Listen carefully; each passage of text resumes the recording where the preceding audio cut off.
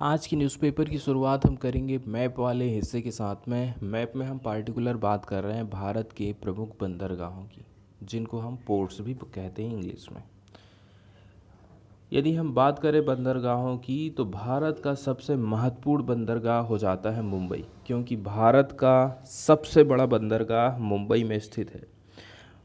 जितने भी बड़े बड़े बंदरगाह हैं वो केंद्र सरकार के कंट्रोल में आते हैं, जबकि यदि हम बात करें छोटे बंदरगाहों की तो ये संविधान की समवर्ती सूची में आते हैं और इनका मैनेजमेंट वहाँ की राज्य सरकार करती है। मुंबई के बाद हम सीधे चलते हैं विशाखापट्टनम आंध्र प्रदेश में। ये रहा रेड कलर से आंध्र प्रदेश, विशाखापट्टनम।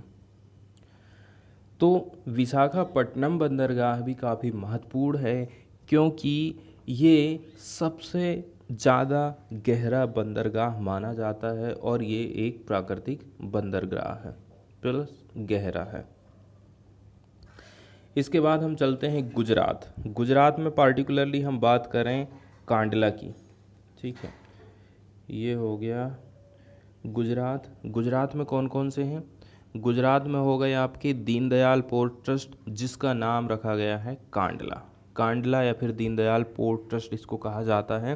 तो ये एक जारी बंदरगाह है और ये फ्री ट्रेड सेक्टर वाला एक बंदरगाह माना जाता है। तो अभी तो हमने दो तीन कुछ महत्वपूर्ण बंदरगाहों को देखें। इसके बाद एक और आ जाता है चेन्नई, ठीक है। तो हम चलते हैं सीधे चेन्नई। इन्नोर, जिसका क्या नाम रखा है, कर्माजार पोर्ट चेन्नई। ये एक आर्टिफिशियल बंदरगाह है। ये भारत का सबसे प्राचीन बंदरगाह माना जाता है। ये देख लीजिए आप, इन्नोर और चेन्नई दो बंदरगाह यहाँ पर बनाए गए हैं। तो जो चेन्नई का बंदरगाह है वो सबसे पुराना बंदरगाह है।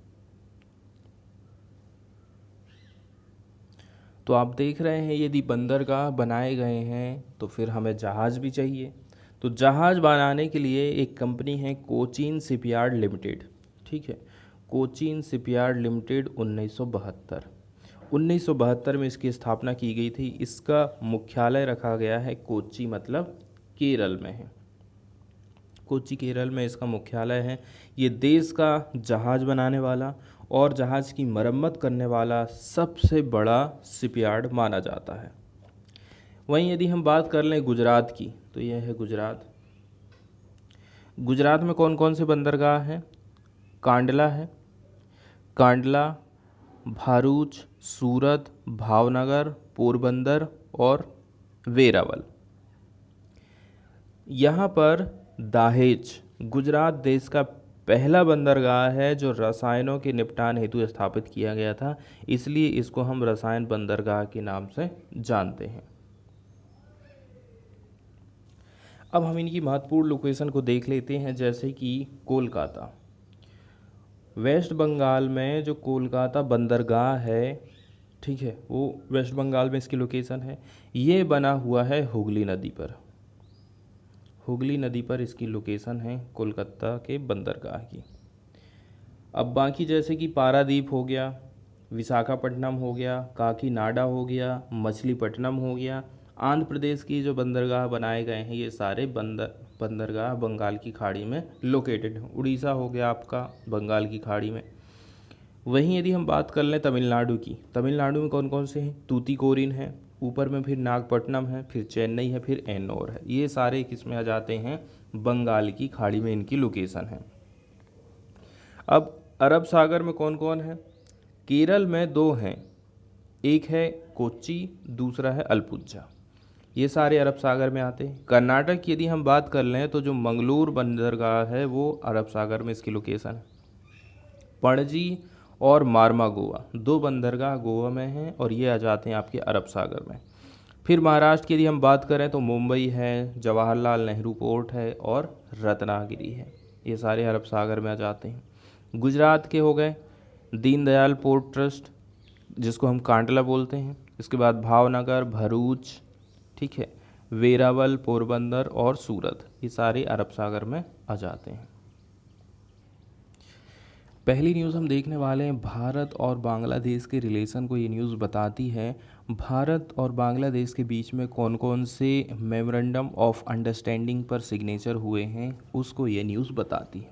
ठीक है, सबसे पहले नंबर है जल शक्ति मंत्रालय और भारत सरकार और जल संसाधन मंत्रालय बांग्लादेश सरकार के बीच सीमा पर बहने वाली कुसियारा नदी से पानी की निकासी के संबंध में भारत और बांग्लादेश के बीच में एक एमओयू पर साइन किए गए हैं। तो यहाँ पर कुसियारा नदी के पानी के निकास के संबंध में एक मेमोरेंडम ऑफ अंडरस्टैंडिंग साइन हुई है। तो जो कुसियारा नदी है ना, कुसियारा नदी के बारे में बताया जा रहा है कि कुसियारा नदी जल बंटवारे को लेकर हुए काफ़ी एक महत्वपूर्ण समझौता है। इससे भारत में दक्षिणी असम और बांग्लादेश में सिलहट एरिया को लाभ होने वाला है। उन्होंने नरेंद्र मोदी ने आगे भी कहा था ऐसी 54 नदियां हैं जो भारत बांग्लादेश सीमा से गुजर रही हैं और सदियों से दोनों देशों के लोगों की रोजी रोटी से जुड़ी हुई हैं। ये नदी, इनके बारे में लोक कहानियाँ, लोकगीत हमारी साझा संस्कृति विरासत के सभी साक्षी रहे हैं। कुसियारा रिवर के बारे में कुछ बेसिक फैक्ट हम देख लेते हैं। कुसियारा रिवर ये एक ट्रांस बाउंड्री वाली रिवर मानी जाती है बांग्लादेश की, मतलब जो कि दो देशों की सीमा को निर्धारित कर रही है। अब हम बात कर लेते हैं कुसियारा से पहले बराक की, बराक ऑफ इंडिया। ठीक है, इंडिया की जो बराक रिवर है ओरिजिनेट होती है from the northern hills of the Assam. Assam का जो उत्तरी वाला एरिया है उसके पहाड़ से बराक रिवर निकली है। ये फ्लो होते हुए क्रिएट करती है एक बॉर्डर नागालैंड और मणिपुर स्टेट के बीच में। The river इंटर्स Bangladesh along north latitude. ठीक है, कितनी डिग्री पर से होते हुए ये बांग्लादेश से गुजर रही है उसके बारे में यहाँ पर बताया गया है। ठीक है, जब ये फ्लो होती है वेस्ट की तरफ, कहाँ से? मिल्चर इन कचार डिस्ट्रिक्ट इंडिया। अब फिर जो बराक रिवर है वो सेपरेट हो जाती है दो ब्रांचेस में। Amalshid in north east border of the Zakiganj अब जिला ऑफ द सिलहट डिस्ट्रिक्ट। तो ये दो भाग में बढ़ गई। नॉर्थ वेस्ट की तरफ जो जा रही है उसको हम बोल रहे हैं सुरमा रिवर और जो साउथ वेस्टर्न आर्म है इसकी उसको हम बोल रहे हैं कुसियारा रिवर। कुसियारा रिवर फिर से ज्वाइन हो जाती है किसके साथ में? सुरवा, मरुकुली, अमीरगंज अब जिला में, एंड फ्लो होती है साउथ की तरफ भारियाब बाजार और रिसीव करती है नाम इसका कालनी। सेकंड नंबर पर जो एमओयू साइन हुआ था वो है भारत में बांग्लादेश रेलवे के कर्मियों के ट्रेनिंग के संबंध में रेल मंत्रालय मतलब रेलवे बोर्ड, भारत सरकार और रेल मंत्रालय बांग्लादेश के बीच में एक ज्ञापन साइन हुआ है। तीसरे नंबर में रेलवे मंत्रालय मतलब रेलवे बोर्ड भारत सरकार और रेलवे मंत्रालय बांग्लादेश सरकार के बीच में बांग्लादेश रेलवे के लिए FOIS जैसी आईटी प्रणालियों और अन्य आईटी अनुप्रयोगों में सहयोग के लिए भी एमओयू पर सिग्नेचर किए गए हैं। बांग्लादेश के जो न्यायिक अधिकारी हैं इनके लिए भारत में ट्रेनिंग और उनकी कैपेसिटी बिल्डिंग के लिए राष्ट्रीय न्यायिक अकादमी भारत और बांग्लादेश के बीच सुप्रीम कोर्ट के बीच ज्ञापन हुआ है।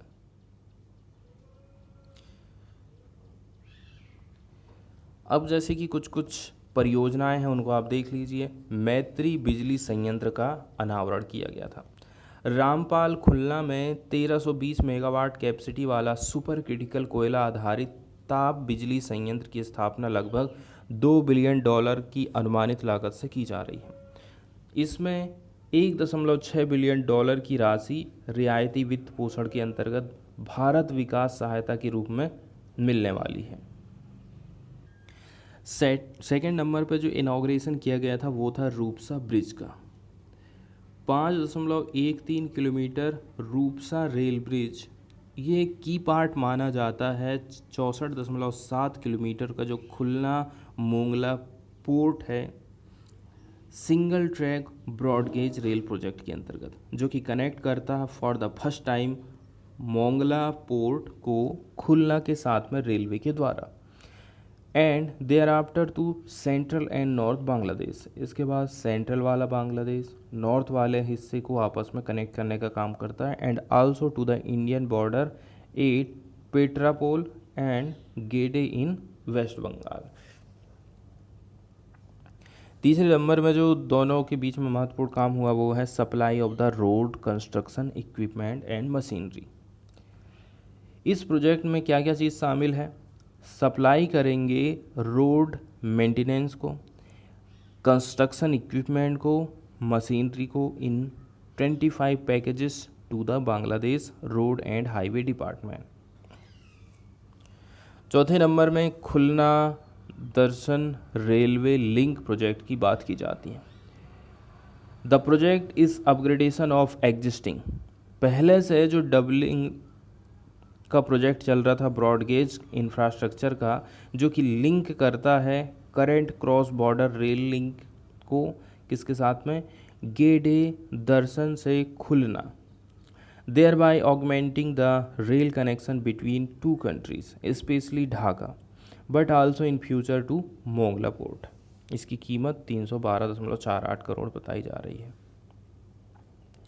फिर है Parbatipur Kaunia railway line, the conversion of the existing meter gauge line. यहाँ पर पहले छोटी लाइन चलती थी, अब इसको हम बड़ी लाइन में कन्वर्ट करना चाहते हैं, डुअल गेज लाइन प्रोजेक्ट बनाना चाहते हैं। यहाँ पर 120.41 मिलियन रुपया $US लगने वाला है। द प्रोजेक्ट विल कनेक्ट किसको किसको ये कनेक्ट करने वाला है, बिरोल मतलब बांग्लादेश, राधिकापुर वेस्ट बंगाल पश्चिम बंगाल का, और enhance the bilateral rail connectivity मतलब कि भारत प्लस बांग्लादेश दोनों को ये कनेक्ट करने वाला है पार्वतीपुर कुनिया रेलवे लाइन।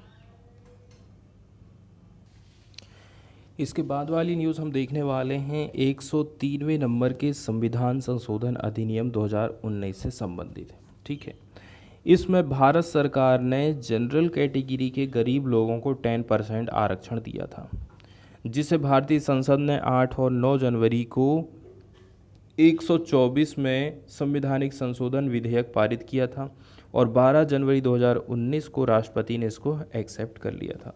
ठीक है, इसी को लेकर के न्यूज़ चल रही है, इसी को लेकर के सुनवाई चल रही।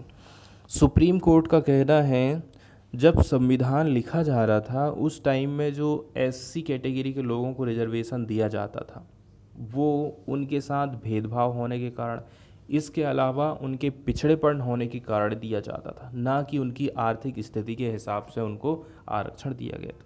लेकिन सरकार ने आज के टाइम में क्या काम कर दी है, आज के टाइम में उसको आर्थिक पैमाना बना दिया है कि यदि जनरल कैटेगरी के भी कोई लोग गरीब हैं तो उनको हम आरक्षण देंगे। तो इसी पर जो है सुनवाई की जा रही है। दूसरी बात यह है, यदि गवर्नमेंट आरक्षण दे रही है जनरल कैटेगरी को, सामान्य वर्ग को, तो सब मिलाकर के सारा जो आरक्षण मिलाकर के 50% होना चाहिए।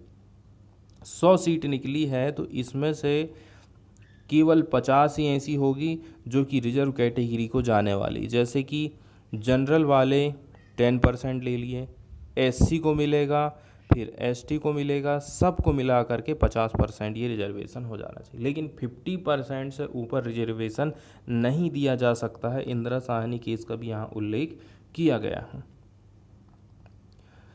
तो 103वें नंबर का जो कॉन्स्टिट्यूशन अमेंडमेंट किया गया था, क्या ये रिमूव कर देता है basis of Indira Sawhney judgement को, that quota can not be given on purely economic basis. Indira Sawhney judgement आया था जिसमें ये कहा गया था कि आप किसी को भी खाली इकोनॉमिक के बेस पर आप रिजर्वेशन नहीं दे सकते। तो क्या जो अमेंडमेंट किया गया था वो जो बेसिक स्ट्रक्चर है कॉन्स्टिट्यूशन का, जिसमें एक्सक्लूड कर दे रहे हैं आप SEBCS, OBCs, SCs, STs from the scope of EWS reservation. अब जिस प्रकार से आप EWS का रिजर्वेशन दे रहे हैं, तो क्या ये बेसिक स्ट्रक्चर को तोड़ दे रहा है?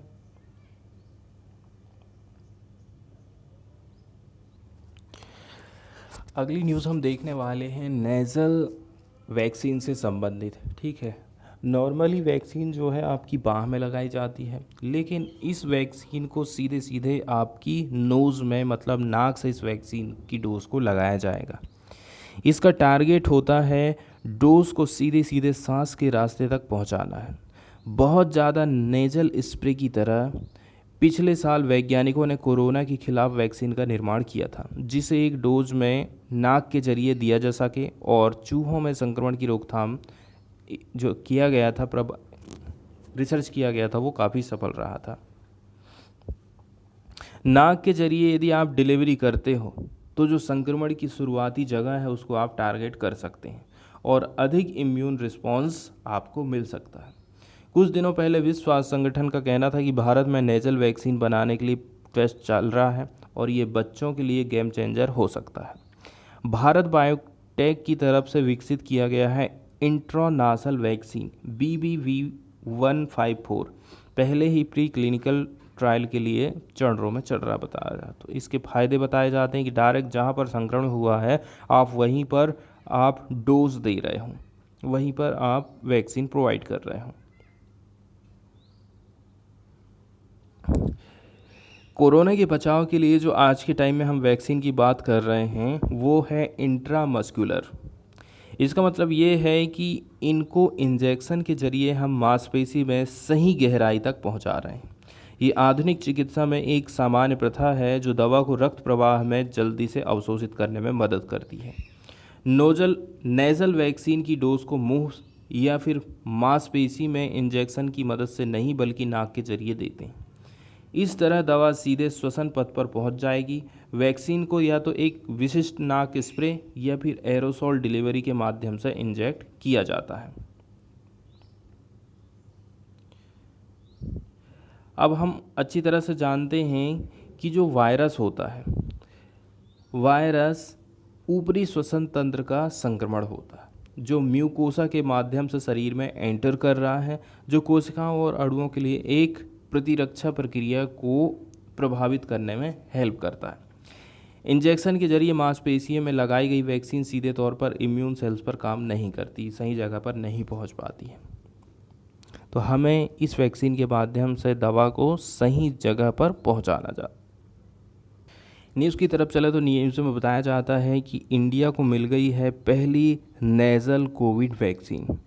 इंडिया की पहली नेज़ल कोविड वैक्सीन जिसको डेवलप किया गया है भारत बायोटेक के द्वारा, इसको अप्रूवल मिल गया है प्राइमरी इम्यूनाइजेशन के लिए जिनकी उम्र 18 साल है और 18 साल से अधिक है। ऐसा कहना है हेल्थ मिनिस्टर मनसुख मंडाविया का ट्यूसडे के दिन। कंपनी का कहना है it was optimised for supply and administration. ठीक है, अब कंपनी ये कह रही है कि ये अनुकूलित हो चुकी है कि हम इसको सप्लाई कर सकें और इसका एडमिनिस्ट्रेशन हो सके।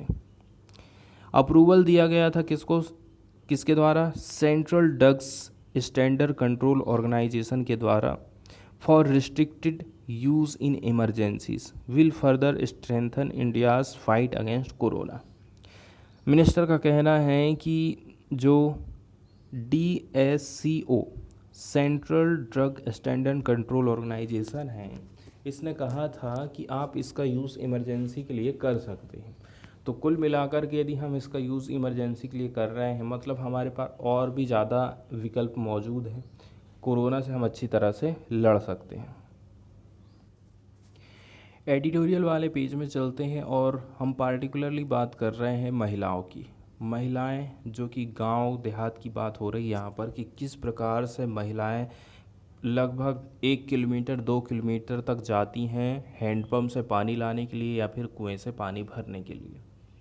तो कौन कौन सी समस्याओं को वो फेस कर रही हैं और सरकार को क्या करने की ज़रूरत है। महिलाएं जिस बर्डन को लेकर के चल रही हैं उस बर्डन को यहाँ पर बताया जाता है। तो इसमें सिस्टमेटिक इन्वेस्टमेंट की ज़रूरत है। कहाँ पर? क्वासी पब्लिक गुड्स में। ये काफ़ी इसेंशियल है इससे आप रिड्यूस कर सकते हो डोमेस्टिक ड्रग्जरी को। ड्रग्जरी मतलब होता है जो कठिन कठिन काम उनको करना पड़ रहा है परिश्रम के साथ में। 15 अगस्त को हमने फ्लैग को होस्ट किया था। एक महिला है जिसका नाम रखा गया है मालती, ठीक है। Rushed at the crack of dawn, सुबह होते ही 500 मीटर की इसको डिस्टेंस तय करना पड़ता है, ठीक है। तब जा कर के वो अपने घर के लिए पानी भर पाती है।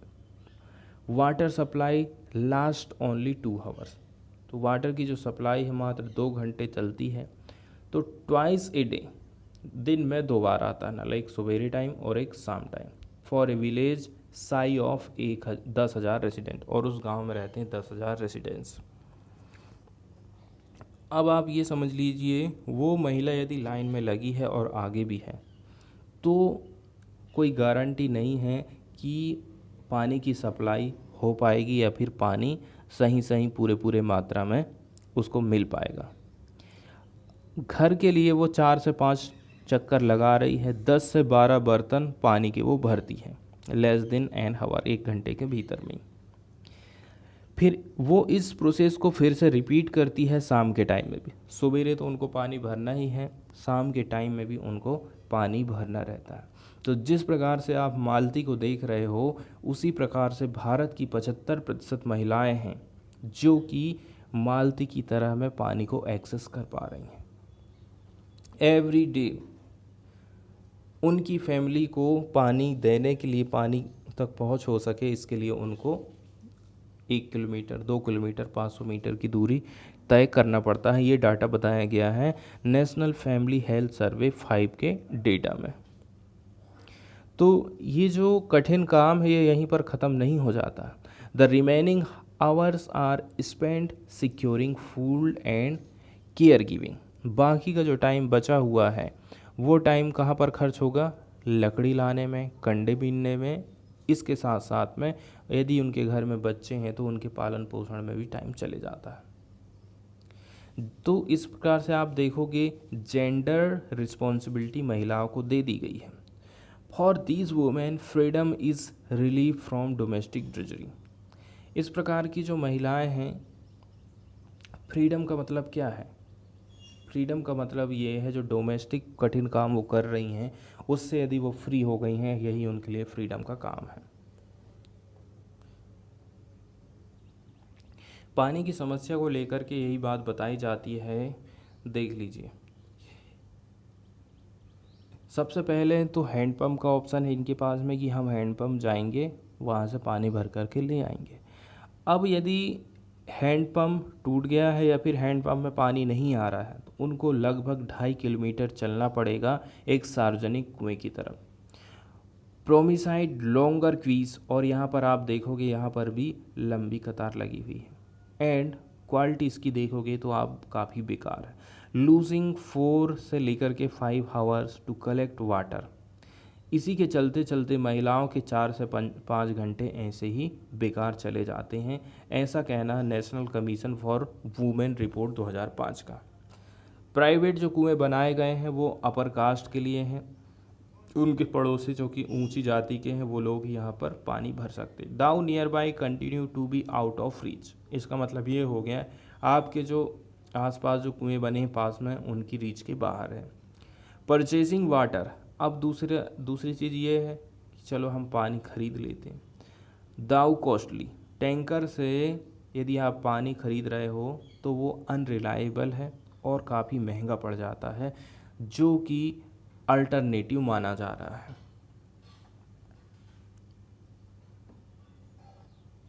अब सबसे पहले तो उन्होंने पानी भर लिया है, अब इसके बाद मालती क्या काम करेगी? खाना बनाना चालू कर देगी। खाना बनाने के लिए चाहिए उनको जलाऊ लकड़ी या फिर कृषि का कोई अवशेष हो सकता है या फिर कंडे हो सकते हैं। तो अपनी मां की निर्भरता के विपरीत मालती प्रधानमंत्री उज्ज्वला योजना के तहत प्राप्त एक एलपीजी सिलेंडर का यूज़ कर रही है। एक बार भरा भराया उनको मिल गया, अब लेकिन दिक्कत ये हो गई है कि अब गैस की रिफिलिंग कैसे करके करवाएगी वो, क्योंकि गैस के दाम बढ़ गए हैं, 1100-1200 रुपया हो गया है। तो बढ़ती कीमतों ने काफ़ी कठिनाइयाँ पैदा कर दी हैं। आज भी आप देखोगे 52% ग्रामीण भारत, ठीक है, जलाऊ लकड़ी से अपना काम चला रहा है। ये जो रिपोर्ट है, ये रिपोर्ट किसकी तरफ से प्रस्तुत की गई है? National commission for women report 2005। Private कुएं हो गए, अपर कास्ट के लिए हैं। Though nearby continue to be outreach, purchasing water, ये तो हम इसको पढ़ चुके हैं। तो जो 52% लोग लकड़ी का यूज़ कर रहे हैं, सिलेंडर वो लोग नहीं भरवा पा रहे हैं ग्रामीण इंडिया में, ये डाटा प्रस्तुत किया गया है council on energy environment and water report 2021 की तरफ से। मालती क्या काम करती है? हफ्ते में 2 बार बाहर निकलती है, लकड़ी इकट्ठे करती है, कंडे बीनने के लिए जाती है। Unlike her mother who spend an hour each day, और वहीं यदि उसकी माँ की बात करें मालती की, तो उनकी माँ डेली ही निकलती है लकड़ी बीनने और कंडे बीनने के लिए, ठीक है। तो ये जो डाटा है नीति आयोग की तरफ से दिया गया है। अब्सेंस ऑफ ए रेफ्रिजरेटर, घर में रेफ्रिजरेटर नहीं है, means daily shopping and cooking 3 fresh meals for her family which takes 3 hours.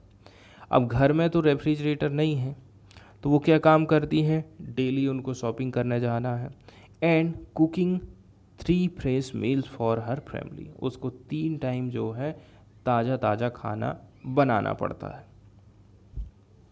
इसके अंतर्गत भी उसका जो है 3 घंटा ऐसे ही चले जाता है। अब serving food, doing the dishes, laundry and looking after her boys, Malti day is full. दिन भर उसका ऐसे ही बीत जाएगा, जैसे कि खाना देना है, इसके अलावा डिशेस तैयार करना है, इसके बाद बच्चों की देखभाल करना, उसका पूरा दिन ऐसे ही निकल जाता है। With rising inflation, Malti wants to add to her family earning. अब चूँकि महंगाई बढ़ते जा रही है, तो मालती ये चाह रही है कि घर वाले जो है घर की एक्स्ट्रा इनकम होना चाहिए। She hope to secure a sewing machine under the new government scheme. अब वो चाह रही है कि गवर्नमेंट की जो नई योजना चल रही है उसके अंतर्गत मुझे एक सिलाई की मशीन मिल जाए, but this is not relief from the drudgery, लेकिन इससे भी वो राहत नहीं पाने वाली। It is a few hours to work, क्योंकि उसके पास थोड़े बहुत ही काम के घंटे बचे हैं। Though paid after the family goes to bed. इस प्रकार से आप देख रहे हो सुबह से लेकर के रात तक महिलाओं को चैन नहीं पड़ता है, ग्रामीण महिलाओं को, ठीक है। पहली बात एग्जॉस्टन, मतलब कि थकावट होती है। मस्कुल स्केलेटन डिसऑर्डर हो सकता है, उनकी इम्यूनिटी लो हो सकती है, एंड हायर मेंटल स्ट्रेस वो फील करती हैं। इसके साथ साथ में उनकी जो फिज़िकल सेफ्टी है ना, वो भी प्रभावित हो रही है। इस प्रकार दिन भर से जो महिलाएं लगी हुई हैं, ये प्रभाव डालती है वुमेन के ऊपर फ्रॉम एन अर्ली एज। कम उम्र से ही उनके ऊपर, उनके शरीर पर प्रभाव पड़ने लगता है। दाउ यूनिवर्सल एजुकेशन इज़ प्रॉमिस्ड, चूँकि हम यूनिवर्सल एजुकेशन की बात कर रहे हैं, median years of the schooling for girls still 4.9 compare यदि हम करेंगे तो 7.3 फॉर बॉयज़। वहीं यदि आप एवरेज स्कूलिंग की बात कर लें तो वो लड़कियों के लिए 4.9 है और लड़कों के लिए 7.3 रहा है। कितने साल ये एजुकेशन को एक्सेस कर रही हैं। तो यहाँ पर हम ये देख रहे हैं कि गवर्नमेंट को वाटर या फिर फ्यूल के लिए कुछ ना कुछ करने की ज़रूरत है। एग्जाम्पल के तौर पर यदि हम बात करें बनासकांठा गुजरात की, रिसर्चर ने ये पाया है कि जब जो इंडोर पाइप वाटर सप्लाई दी जाती है इस coupled with job opportunities through micro enterprises, time release from water collection is converted into income earn. तो यदि सरकार की जो योजना चल रही है नल से जल योजना, इसके माध्यम से जॉब की अपॉर्चुनिटी मिल जाती है थ्रू माइक्रो इंटरप्राइजेस, ठीक है। अब आप जो वाटर के कलेक्शन में टाइम खर्चा करते थे, उस टाइम को आप सही जगह यूज़ कर सकते हैं और उसकी जगह में आप जा सकते हैं बाहर पैसे कमाने के लिए, या फिर 2-4 पैसे का काम आप एक्स्ट्रा कर सकते हैं।